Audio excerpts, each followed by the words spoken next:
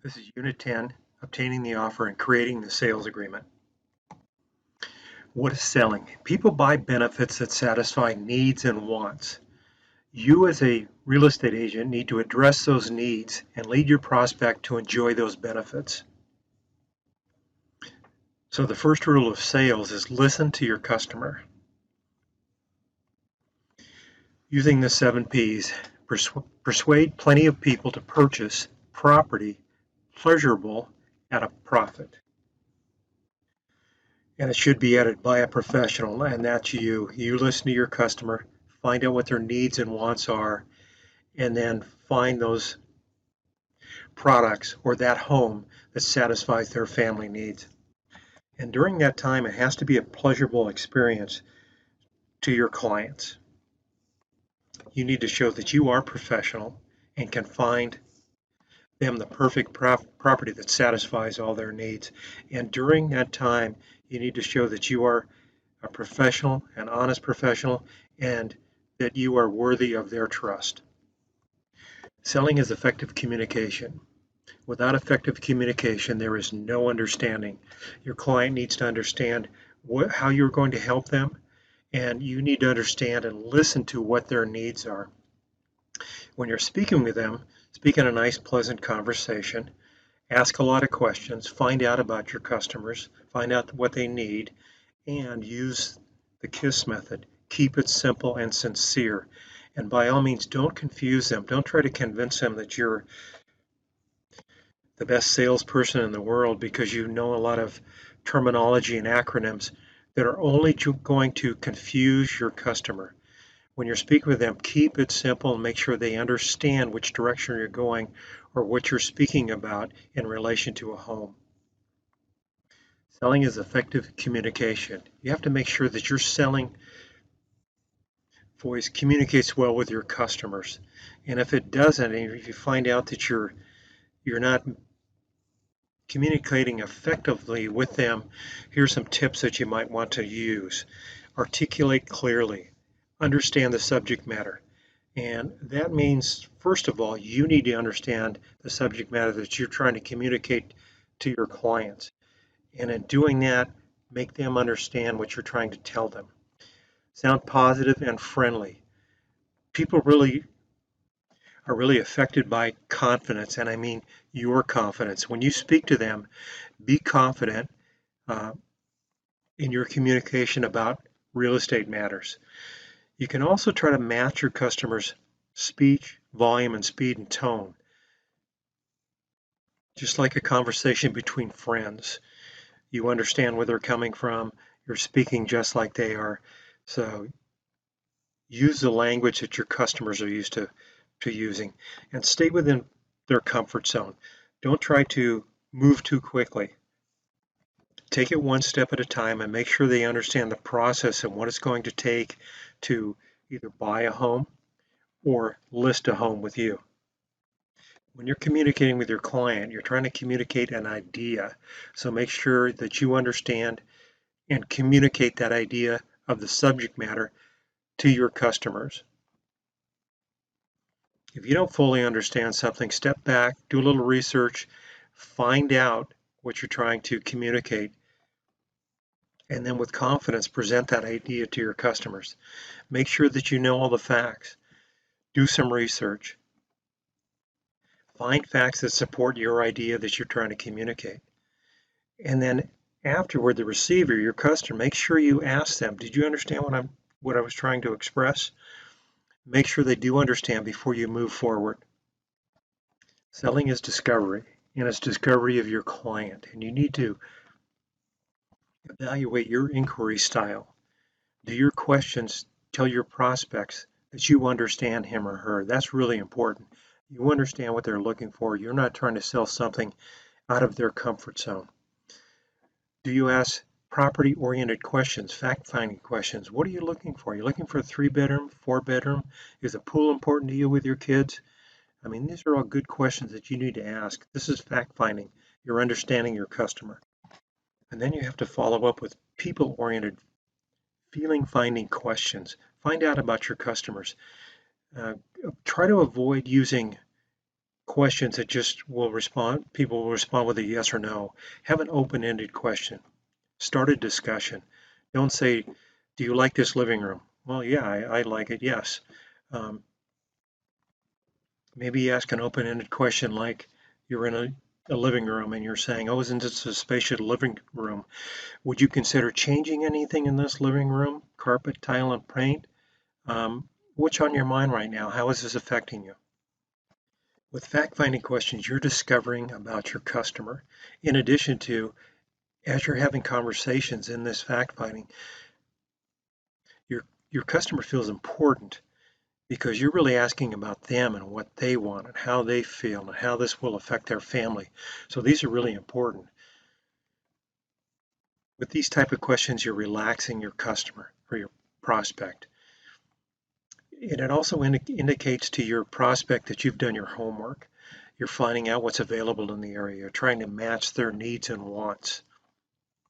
This valuable information is going to guide your sales effort and take them more directly to their dream home and what they want. Afterwards, revert to a feeling finding questions, which really appeal to their emotions. What are they thinking? What you've seen so far in this caravan of homes, which really appeal to you more? Uh, which one appears to be that home that would satisfy your family? Selling is knowing your customers. Customers are the heart and soul of your business. And your ultimate goal is to satisfy customers, because with satisfied customers, hopefully satisfied customers with big mouths, they're going to go out and tell other people what a great job you did. So the ultimate goal of anybody in sales is to satisfy customers. And in doing that, if you satisfy your customer, you've probably built a trust with them. And if they trust you, then they're going to sell your name as a realtor out to other people too. So you must understand and respect customers and their needs and desires. And that's your goal, to satisfy customers. Selling is also knowing your product. If you're going to be a realtor and a successful realtor, you need to know your product or your farm area. If you're going to represent a buyer in a particular farm area, or if you're going to represent a seller selling their home in a particular area, you need to know the product around that's available in that area, because you don't want to have an uncomfortable situation where your customer has been on the internet and they know more about the area than you do. So make sure that you do some research before you go out with a customer and match what's available with their needs. When you're an expert in your area too, you need to know what's positive about the area too, but don't be afraid and be meticulous about disclosure of negative items too. So be an expert in your field and in your farm. Many times you'll need to realize what kind of customer you're dealing with. For example, if you have a customer that's very calm, you need to bring them out because you need to find out what they're looking for. If they're not saying anything, you don't know what to sell them. So use open-ended questions, get them to speak, and be as personal as you can with them. And with those type of questions, draw out what they're looking for. With a procrastinator, somebody who just can't make a decision, you need to summarize the benefits and let people know too that there may be some urgency. Hey, we need to act now. We can't really wait because there's multiple offers on this property. So it'd probably be a good idea if we sit down, go over and think about an offer to purchase and get that submitted as fast as possible and be the first one in front of the sellers before these other offers come in. With a very talkative person, a lot of times what you'll have to do is lead them back to the sale. Let's get back to the subject at hand. We're trying to sell you a house. Let them talk and get their emotions out. It's probably just nervous anxiety that makes them very talkative. But at a certain point, you need to lead them back to, hey, this is the house we're looking at. Is this the right house for you? Are we ready to sit down and make an offer? If you're dealing with an argumentative person, I would stay as calm as you can, continue the conversation, be sincere and respectful with your customer, answer any objections or questions they have, maybe using terms like you're absolutely right. That's why you may appreciate this home over here that might meet your needs a little bit better. But be courteous in the conversation, show them respect, but keep them in sight of what they're looking for, their dream home. With slow and methodical people, you just need to slow down a little bit, simplify the details, adjust your tempo. But in the back of your mind, you're knowing that you need to go through the details and simplify those details so they can make a knowledgeable decision. With people that are skeptical or suspicious, stay with the facts. Be conservative in statements. Satisfy the person's questions and fears, and stay on topic to make sure that that person is satisfied so that you can move on. With overly cautious people or timid people, take it slow and easy. This may be their first purchase. You need to be reassuring on every point. Use logic and make it simple. If they're impulsive, speed up the presentation, concentrating on the important issues. If they're impulsive, they may like something right away, so you may want to come up and ask them and say, is this a house for you? Should we think about making an offer? With an opinionated person, give these prospects rope by appealing to their ego. Listen to them and guide them using their opinions in selecting product that's out on the market. This is really important. When you don't know something, you don't know a fact, it's okay to admit that. Just say, you know what, I'm unsure. I'd like to find out more about this specific questions you have, and I'll get back to you. Now, it's really important to get back to them as fast as you can. Do your research, give them a phone call back, text, or email, but get back immediately. Because if you don't know, then let them know I have the resources where we can find out, and I'll get back to you as soon as I know the correct answer. When getting to the offer stage, you need to appeal to the buyer's motives. You know, this is a situation where you're buying a home. This is survival. You need to take care of your family. We need a place to live. We need schools. It's security for you. You have your own home now. You're not paying a landlord's mortgage if you're renting. Now this is your place where you'll have pride of ownership. It's a great place to raise your family. You can have profit in this also. It's a situation where this home will appreciate. So not only is it a place to live and protect your family and provide them a place to live, but it's investment also. If you own real estate, you are probably looking at some appreciation down the road where you can sell your home for a profit. Where if you're renting a property, you're not doing that. You're paying the landlord's mortgage. In addition to some of the benefits of owning a property is with the IRS, you have some tax benefits. On your Schedule A of your 1040s, you can write off mortgage interest as a deduction and property taxes. And all in all, you've got a place to live. This is comfort and convenience for you and your family to live. Reason versus emotion. Logic makes people think, emotion makes them act. As you're out with somebody, maybe there's something that's happening in the market today. They just can't decide on a home. They're almost there, but maybe they're very cautious. And one of the things you may want to bring up is, boy, interest rates sure did drop today. Did you see the rates? I think we ought to take advantage of these low interest rates that we have in today's market. Sellers tend to sell based on logic, meaning what can I sell my house for? What's my net going to be? That's what a seller's looking at. They don't really care about the emotional attachment of the buyers that come and make them offers. They want to look at their bottom line. Buyers generally base their decisions on emotion. They want their families to be happy. They want to be in an area. They love that home, the way it looks, from a street view. People sometimes want a logical reason to buy a property that appeals to their emotions. They need that one thing or a couple of things about a house that really is logical, that fits with their family, that supports their emotions. And one of the things you can ask if you have your customers out, say, we've seen two properties which you've liked. Prices are identical. Which one would you choose, and what are the benefits that make you feel that way? That gives you more information on your client, but it also gets the buyer that much closer to an offer, saying, yeah, I'm starting to think about this and I understand why I like this one better. Maybe it's got a little bit more square footage, it's got a jacuzzi or whatever. They're looking at those things that are logical to them that they like, that pushes their emotions to make an offer. Other things appeal to a buyer's senses. It might be a sight. I mean, you go to a property and they say, I've got to have a view. I'd like to have an ocean view. I'd like to have a view of the valley. Um, Jot that down and put it in your records. The sounds, maybe it's the wind blowing through the trees, the smell of flowers or trees. The taste, what's the water like in the area?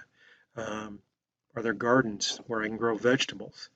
Touch, meaning how's the house built? Is this a solid house? Is it good construction? Sort of like kicking the tires when you buy a car. Similarly in a house, you go in and looking at, how that house is built. Is it good, solid construction that'll last me a long time? Watch for buying signs too. Maybe you'll see some actions exhibited by your clients, like returning it to a room and pacing it off. Maybe they're pacing off to see if their couch would fit in there, or if they could put in a bookcase. Picking up the purchase form to read it. Maybe they're getting that much closer to sitting down with you and filling out an offer. Reluctance to leave. They really like the place. I mean, follow up with some questions that identify or get into those actions they're exhibiting.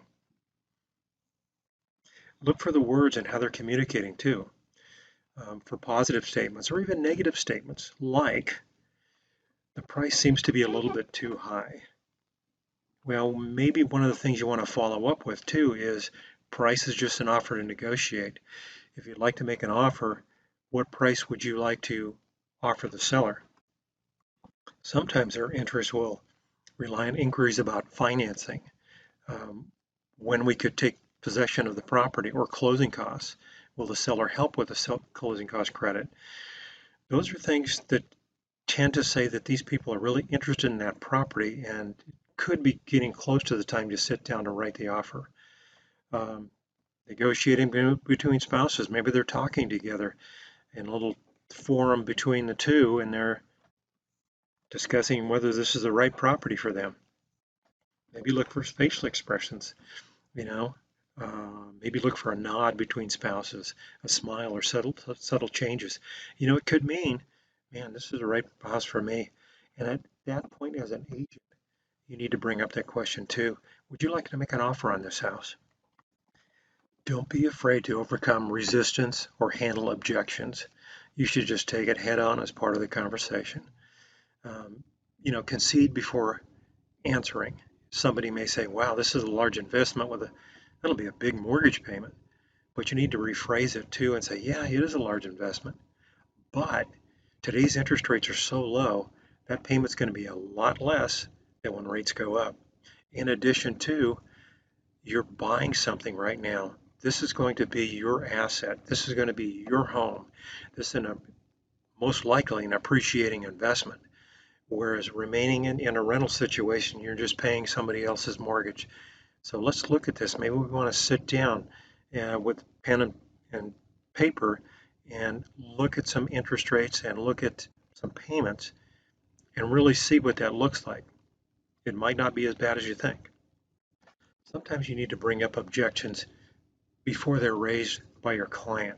This reduces the objection's importance and sort of tampers it down a little bit and creates not so much fear from the client. For example, there may be a situation where you've got an easement next to your home, and you might want to bring that up.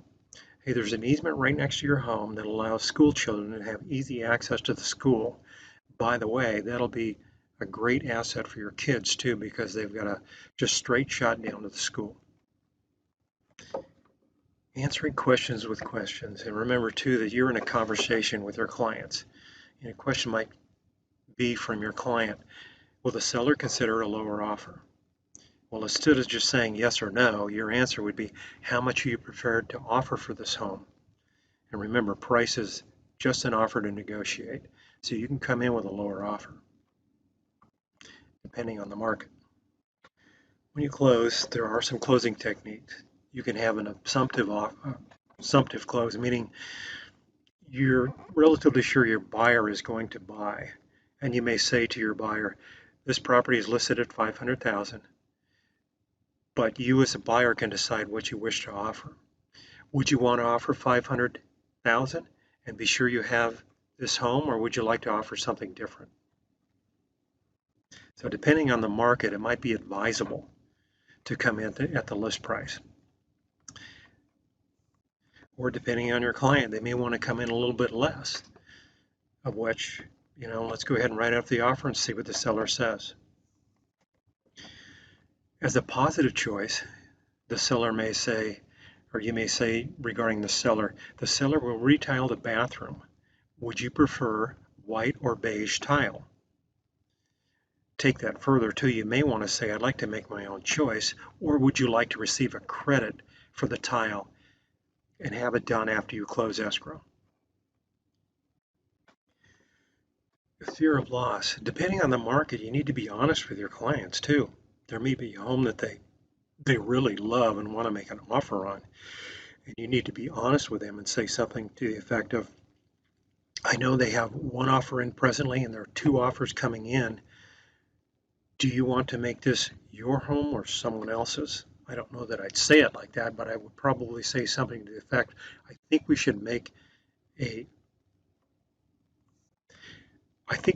our highest and best offer now.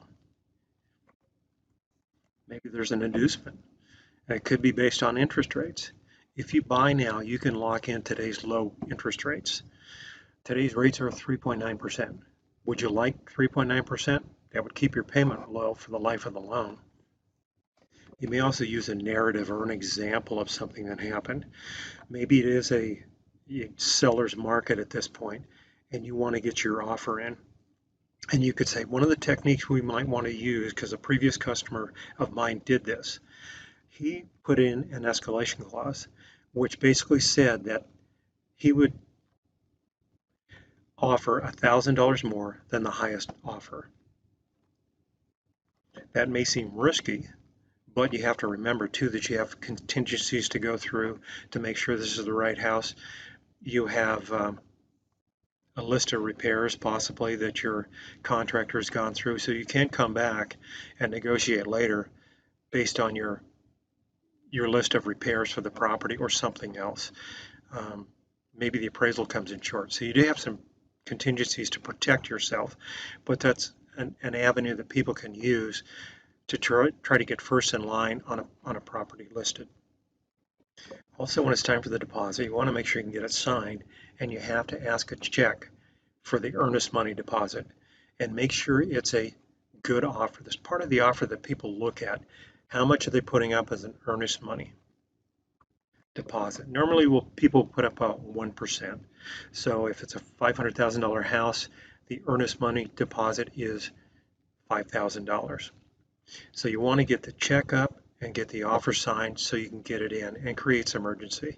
Let them know too, there's other offers coming through. I suggest we get our offer in now because multiple offers are coming in. Also, you should let your clients know also that the earnest money deposit is refundable if the sale does not go through or is not accepted. If you're going to be successful, try to submit a clean offer. Don't try to nickel and dime on little contingencies, like you want some patio furniture left or something like that. If it's a hot market, I would not ask for closing cost credits. If you're a buyer coming in, you might make your offer at the list price at $500,000, but then ask for $5,000 in closing cost credits. Basically, you just drop the net for the seller on a sales price from $500 to $545. They're not going to like that. Requests for repairs may cause issues also. But then again, too, that's part of your discovery where you get into the house once your offer is accepted to see what the issues are with the house as far as the necessity for repairs. So one of the things you just want to do is make sure you impress upon your buyer that you need to get a clean offer in. at the time when you want to close or basically get your offer in, you need to be honest with your customer. I mean, you're their agent and you're looking in their best interest, but you have the experience in the market. And I think you need to move forward at this point and ask some questions that will lead you into something where they're going to agree with you that it's time to make an offer. And you can start by saying something like this: do you like this house? Does this house meet your needs more than any other house we've seen? With that in mind, I think you should make an offer of $500,000 because it's a good price for the house. We're in a hot market. The seller will respect a full priced offer and will make it contingent on a professional inspection and termite and appraisal. Does that make sense with you? If they have those contingencies, you're safe. To the point where you may want to say, this isn't the right house for me. But at this point, let's get in and get into negotiating on this house and try to get the offer accepted. As you're getting to the offer, one of the most important things to know is that your buyer fully understands the cost to close on a house. They know there's a down payment. So it's $500,000 house sales price, 10% down is $50,000. What are the other costs? You're going to have escrow, title charges, and lender's costs, and prepaids on taxes, insurance, and interest. So make sure they understand what that total amount is so they can make sure that they have the source of funds to close. That's really important. So in doing this, try to be as accurate as you can. Talk to your escrow company, talk to your title company, and your lender, and try to get all those fees together so they know how much is the $50,000 down payment plus the escrow, title, lender's fees, and the prepaids, the taxes, insurance, and interest. Sometimes you may need to fine tune an offer. For example, if you have somebody that wants to lowball the seller, the sales price is $500,000, they want to offer $400,000. That doesn't seem too realistic. So what you'll have to do is maybe ask them, say, hey, do you really like this home? Because your offer really doesn't indicate that. You may want to come up a little bit to have a chance to get this offer accepted. And in doing this, you want to have some research right in front of you also. Have a CMA with some recent sales to show this house is listed at 500 and I think that's a good price. Look at these recent closed comparable sales. Here's one at 5 1/4, 510, 500, 490. So I think as we put this offer in, we might want to fine tune to make sure we get the seller's attention and he really respects our offer. California Residential Purchase Agreement and Joint Escrow Instructions is a 10-page form, so you need to be really familiar with that. One of the things I would suggest to is go to some classes in your office and also with the Board of Realtors, because I have classes on how to fill them out and what the important components are of them. But basically it'll list your offer, the sales price, how much of a loan you're coming in with. It'll also have other addendums like the Cooperating Brokers Commission Agreement, escrow instructions, is there going to be a termite, and other forms also. But you need to really understand this form and be able to go through this with your client to make sure they're comfortable with their signing and going to present to the seller. Because as the seller signs this, you have an agreement. The RPA, or the Residential Purchase Agreement, for the purchase of residential real estate is to clarify all the conditions of the offer and to hold the property off the market while 3 major contingencies are investigated and satisfied. One of the contingencies will be to make sure that the buyer has satisfactory financing. I don't have all cash to put down, I need to get a loan. Make sure you have financing. You need to make sure you have a acceptable physical condition of the property, meaning you get your contractor to go through and look through the property. You also want to look through the title policy, the prelim, preliminary title report, and make sure there's aren't any liens, clouds, or encumbrances against title. In addition to, you want to get an appraisal to make sure that the appraisal will come in at a value equal to the list price or your agreed sales price.